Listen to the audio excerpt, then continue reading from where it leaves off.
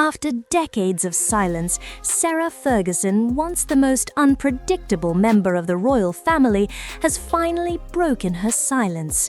In her new memoir, she's written every truth she couldn't say before. But the real shock? Prince Andrew's reaction left even royal insiders speechless. For years, their story has been painted as tragic, dramatic, and sometimes absurd. But behind the headlines and scandals, there was something much more complicated. A bond that refused to die, no matter how many times the world tried to bury it. Today, we're peering back the layers of one of the most controversial royal relationships in history and revealing what Sarah Ferguson finally confessed and what Prince Andrew doesn't want anyone to know. If royal secrets, redemption stories, and a bit of scandal are your thing, you're in the right place. Stick around. And hey, if you love uncovering the truth behind palace walls, go ahead and hit subscribe. You won't want to miss what's coming next. Before her name became synonymous with controversy, Sarah Ferguson was the breath of fresh air the royal family didn't know it needed. When she married Prince Andrew in 1986, the world saw a fiery redhead with laughter that could fill a room. A perfect contrast to the palace's stiff traditions. The press adored her, at first. She was bold, spontaneous, and refreshingly real, until that very realness became her downfall. As the fairy tale glow faded, the headlines turned cruel. By 1992, their marriage had fallen apart under the relentless flash of cameras and whispers of scandal. Fergie was suddenly the wild Duchess, while Andrew remained the Queen's dutiful son. Yet behind closed doors, something unusual happened. They never truly let go. Even after their divorce, they shared vacations, raised their daughters side by side, and, to everyone's surprise, continued living together. Royal insiders whispered that theirs was the strangest love story in the monarchy, divorced but inseparable. So when word spread that Sarah Ferguson was writing a memoir, one that promised her truth after decades of silence, the stakes couldn't be higher. For years, she'd hinted she had more to say, but this time she wasn't just hinting, she was ready to talk. And that's where things start to get interesting. When whispers first spread that Sarah Ferguson was writing a tell-all memoir, the reaction was immediate and divided. Some called it redemption, others called it revenge, but Fergie insisted this time it wasn't about headlines, it was about healing. She'd already written books before, children's stories, lifestyle guides, even historical fiction, but this one felt different. This one sounded personal.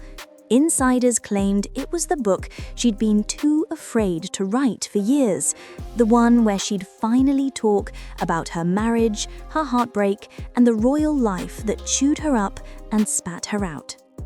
Early reports described its tone as confessional, yet defiant. There were glimpses of vulnerability, like how she struggled to fit into a world that measured her every breath, and reflections on mistakes that turned her into a tabloid punchline. But beneath the humility, readers sensed something more, a quiet fire. In one passage, she wrote about being trapped between duty and desire, a line that many interpreted as a nod to her relationship with Andrew. Others read it as her reclaiming her story from decades of public ridicule. Whatever the truth, one thing was clear: Fergie wasn't holding back anymore. And just when it seemed she'd said everything she needed to say, she left readers hanging with one haunting implication: that there was still one person whose reaction could change everything. But how did Prince Andrew really take it? When the first whispers of Sarah's memoir reached Prince Andrew, royal insiders say his response wasn't what anyone expected. Some claimed he was deeply unsettled, others said he knew it was coming. But one thing's for sure, it caught him off guard. For For decades, Andrew had managed to stay close to Fergie, even when their marriage ended and his reputation fell under intense public fire. She defended him when no one else would. So when word spread that her book might dig into their past, it wasn't just gossip, it was personal. Behind the palace walls, silence can speak louder than any statement. Andrew didn't issue a comment, didn't correct the record, didn't deny a thing. But those who know him say his mood shifted, quieter, more withdrawn, almost nostalgic. He'd been used to the press twisting his story, but hearing it from her was different. Some sources claimed he read early drafts, others insisted she kept him completely in the dark. Either way, when the memoir hit the public eye, the question wasn't whether he'd read it, it was how he'd feel knowing the world finally saw their truth through her words. And while Andrew stayed silent, his actions told a different story. He appeared somber at public events, avoided interviews, and carried the same expression he wore years ago, the one that said he'd lost more than just a marriage. But what did Fergie actually reveal that made him so uneasy? The answer lies in the pages themselves. As readers turned the pages, it became clear this wasn't a hit piece. It was something far more complicated. Sarah Ferguson didn't just write about her past with Prince Andrew. She wrote through it, layer by layer, as if trying to understand it herself. The memoir painted a picture the public had never truly seen, not the scandalous caricature of the wild Duchess, but a woman torn between duty and emotion, loyalty and self-preservation.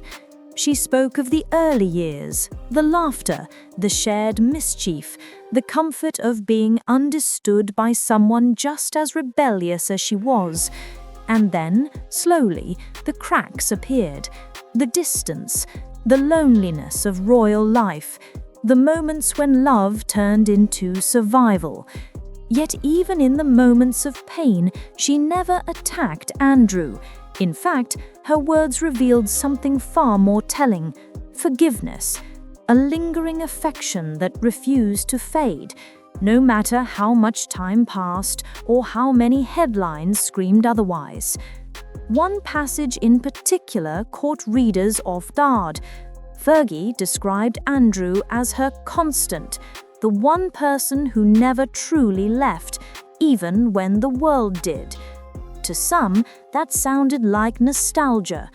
To others, it sounded like love, the kind that never really dies, just changes form. Her honesty blurred the line between confession and devotion. It wasn't a story about betrayal. It was a story about two people bound by history, mistakes, and something that might always remain unfinished. And while her words offered closure to some, they opened new questions for everyone else. Questions about what really kept them together all these years, and whether their bond was ever truly broken. But as the world began to react, it became clear that not everyone was ready to forgive as easily as she had.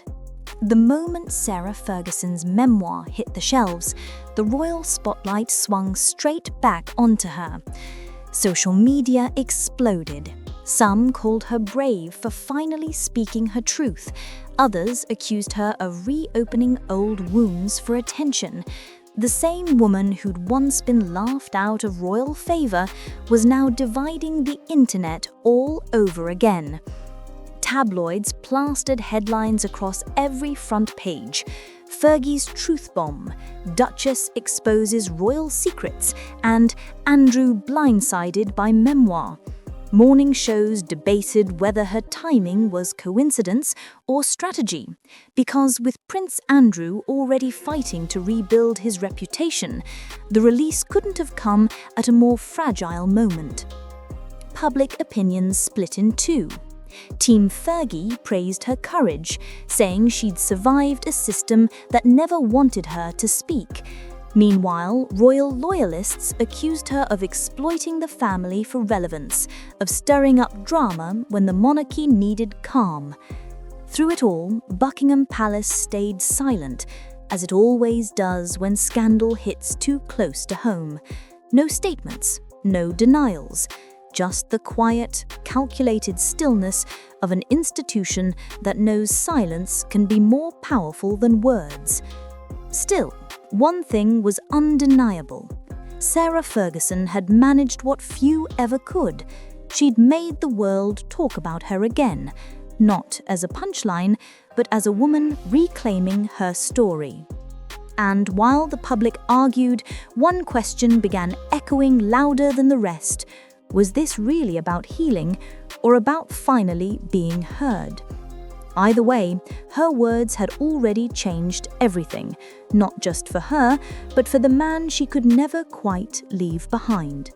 When you strip away the tabloids, the royal titles, and the palace drama, Sarah Ferguson's story becomes something deeply human.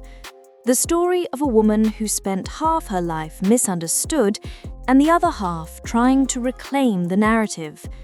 Her memoir isn't a revenge piece or a publicity stunt. It's a confession, one layered with guilt, longing, and a quiet strength that's taken decades to surface. In her own words, she never paints Andrew as a villain. If anything, she paints herself as someone who loved too deeply, too publicly, and paid the price for it. And that's what makes Andrew's silence so haunting, because maybe he's not angry, maybe he understands. After all, Sarah was the only one who stayed when his reputation crumbled, when the world turned on him, when the palace shut its doors. Perhaps her book wasn't a betrayal at all. Maybe it was her way of saying goodbye, or maybe it was her way of saying thank you. It's easy to look at their story and see scandal, but between the lines, you find something else. Two people who, despite everything, never stopped protecting each other. So what does her memoir really mean? Maybe it's not about the royal family, or the past, or even redemption. Maybe it's about closure, the kind that doesn't come from forgiveness, but from finally being honest with yourself. So, what do you think? Did Sarah Ferguson finally reveal the truth Prince Andrew deserved to hear, or was this memoir just another royal scandal in disguise? Drop your thoughts in the comments. I read every one. And if you love uncovering the stories the palace would rather keep quiet, hit that subscribe button and join us for the next royal revelation. Because in this family, the story never really ends.